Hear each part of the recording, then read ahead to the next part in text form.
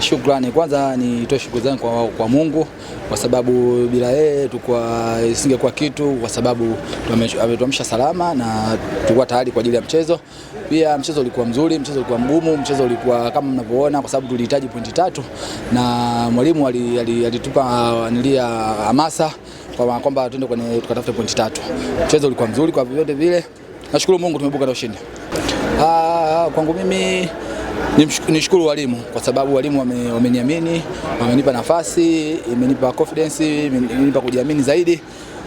Kikubwa kwenye mechi inayofuata tutaenda kupambania pointi 3 nyingine, tuhakikishe tuna qualify kwenda robo finali.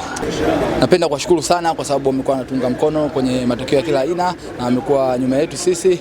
Kikubwa waendelee kutuombea, waendelee kutunga mkono kwa kila mechi inayokuja, tuhakikisha wanapata furaha na furahi zaidi.